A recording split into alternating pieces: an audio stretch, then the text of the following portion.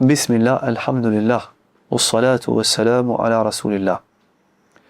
Mbasi e përzun Samirion, mbasi e shkatruan idhullin, si pasojë të cilët u mashtruan shumë nga mendjelehtet në mesin e Benu Israilve, atëherë Musaj i përzgjodhi 70 vetë në mesin e popullit, 70 njerëz të dalluar dhe të devotshëm, 70 besimdrejt, të cilët nuk e kishin adhuruar idhullin prej floriri, i urdhroi të lahen, të parfumosen, të agjërojnë dhe pastaj të vihen pas drejt malit Tur, në mënyrë që të shkonin së bashku me të dërguarin e Allahut dhe të kërkonin falje për vetvetet dhe për popullin e tyre.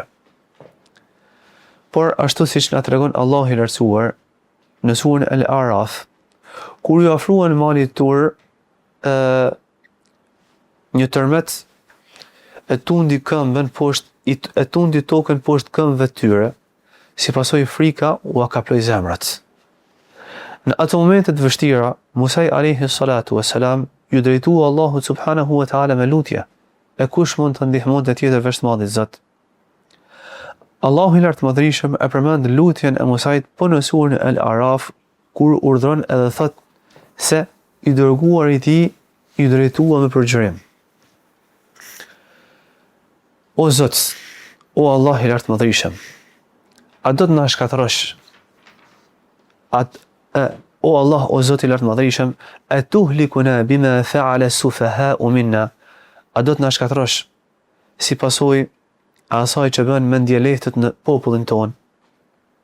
In hiya illa fitnatuka tudhillu biha man tasha'u wa tahdi man tasha'.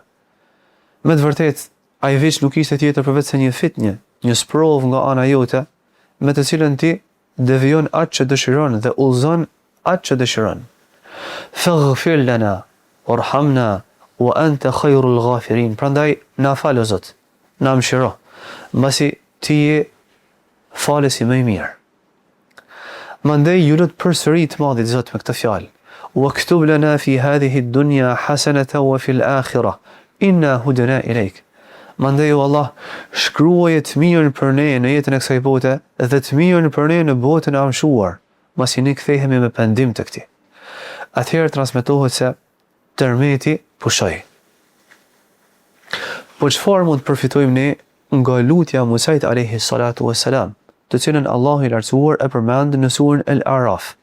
Së pari, faktin se prej etikës së lutjes është të fillohet me istighfar, ashtu siç filloi Musaj alayhi salatu wassalam. I lut Allahut azza wa jall ta falte dhe ta mëshironte. Pse? Sepse me të vërtet istighfari i largon, i shemb barrierat e gjunaheve që vendos robi me mbretërinë e qiellit. Istighfari i shemb barrierat ndërmjet bijve të Adamit dhe Allahut subhanahu wa taala. Prandaj është e këshillueshme, është etik e lutjes të fillojmë me istighfar, të kërkojmë falje Allahut subhanahu wa taala, të pendohemi te Zoti, mandej të bëjmë kërkesën tonë, ashtu siç bëri Musaj alayhi salatu wassalam.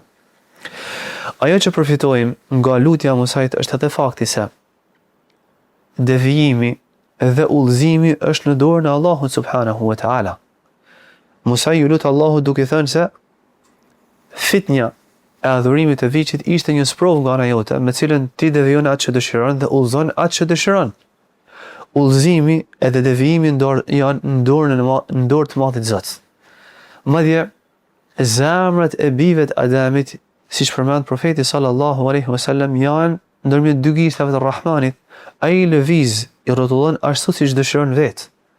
Prandaj profeti sallallahu alaihi wasallam i lutej vazhdimisht Allahut me një lutje: Ja muqallib al-qulub, thabbit qalbi ala dinik. O ti i cili i rrotullon zemrat, përforcoje zemrën time në fen tënde. O Allah, më bëj të qëndrueshëm në Islam. Jo më kot, i Madhi Zot e ka caktuar që besimtarët sa herë t'i drejtohen me lutjen e namazit, sa herë t'i drejtohen Allahu subhanahu wa taala me përgjërim, në çdo rekat i luten të Madhit Zot duke thënë ihdina siratal mustaqim, na udhëzo Allah, na përforco në rrugën e drejtë, mbasi jemi dobët. njeriu duhet i lutet vazhdimisht Allahut Azza wa Jall me përgjërim, ta përforcojë në rrugën e drejtë, ta udhëzojë, mbasi udhëzimi është në dorën e Zotit. Jo kot profeti sallallahu alaihi wasallam transmetohet se i lutej Allahut në mëngjes edhe në mbrëmje duke thënë ja hayyu ya qayyum, o i gjallë, o ti i cili e mban gjithësinë, bi rahmetika astaghith, aslih li sha'ni kullah wala takilni ila nafsi tarfat ayn, duke u mbështetur në mëshirën tënde kërkoj ndihmën tënde, mos më lër të mbështetem në forcat e mia, mos më lër të mbështetem në vetveten time as sa hapë mbyll syt, por ma përsos, ma përmirëso vetveten. Sepse përmirësimi, udhëzimi, përforcimi në rrugën e drejtë vjen si pasojë e përkushtimit ndaj të Madhit Zot. Prandaj muslimani i mençur mundohet me mishë me shpirt natën e ditën ti zbatoj me përpikmëri urdhat e Allahut dhe të largohet nga ndalesat e tij. Mbasi kush e ruan Allahun, Allahu subhanahu wa taala e ruan nga devijimi. Ajo që përfitojmë nga lutja e Musait është edhe fakti se besimtari i mençur, njeriu i matur, ai i cili pason pejgambert e Allahut subhanahu wa taala, i lutet Allahut për të mirën e jetën e kësaj bote, duke mos e harruar asnjëherë ahiretin, mbasi kjo botë një ditë do të shkatërrohet, ndërsa ahireti është i përhershëm. Këtë kuptojmë nga fjalët e Musait, wa ktub lana fi hadhihi ad-dunya hasanatan wa fi al-akhirah. Të saktot mirë për ne në jetën e kësaj bote o Zot, por edhe në ahiret. Besimtari gjithmonë gërshiton ndërmjet dynjas edhe ahiretit. Allahu i lartë madhërisëm urdhëron të thotë në surën Al-Baqara: فَمِنَ النَّاسِ مَنْ يَقُولُ رَبَّنَا آتِنَا فِي الدُّنْيَا وَمَا لَهُ فِي الْآخِرَةِ مِنْ خَلَاقٍ. Ka njerëz të cilat shpresat i lidhin vetëm me jetën e kësaj bote, madje kur i luten të Madhit Zot, i luten vetëm për dynjan, duke thënë o Allah na jep të mira vetëm dynja. Atëherë thot i Madhi Zot, këto njerëz nuk kanë kurrë të mirë, nuk kanë hise nga të mirat e Allahut në ahiret. ومنهم من يقول ربنا آتنا في الدنيا حسنة وفي الآخرة حسنة وقنا عذاب النار. Por ka edhe nga njerëzit e mençur të cilët i luten Allahut duke thënë o Allah, o Zoti jon, na jep të mirën jetën e kësaj bote dhe na jep të mirën ahiret dhe na ruaj nga dënimi i zjarrit. Këto njerëz do të shpërblehen nga Allahu subhanahu wa taala në bazë të veprave që kanë punuar, mbasi me të vërtetë Allahu është llogaridhënës i shpejt.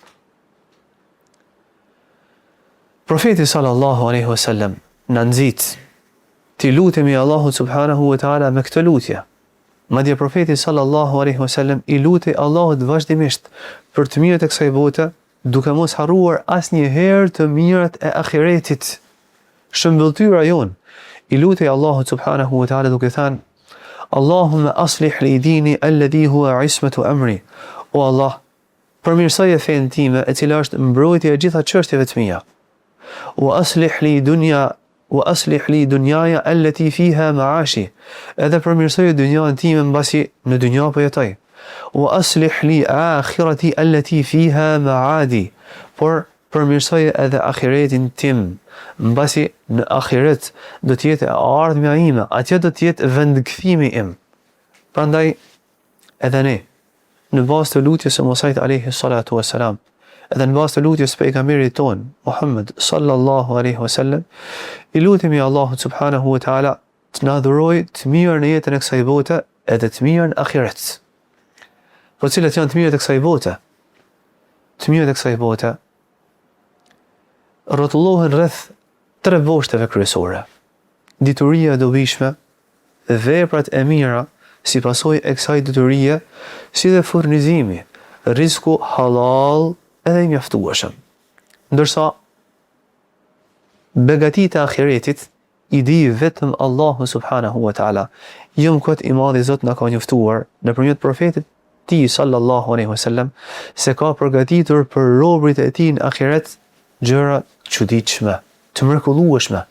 A'adatu li ibadiy salihin ma la 'aynun ra'at wala udhunun sami'at wala khatara ala qalbi bashar, kam përgatitur për robërit e mi të mirë në ahiret, aq çfarë syni nuk e ka parë, veshi nuk e ka dëgjuar dhe as nuk i ka shkuar në mendje askujt.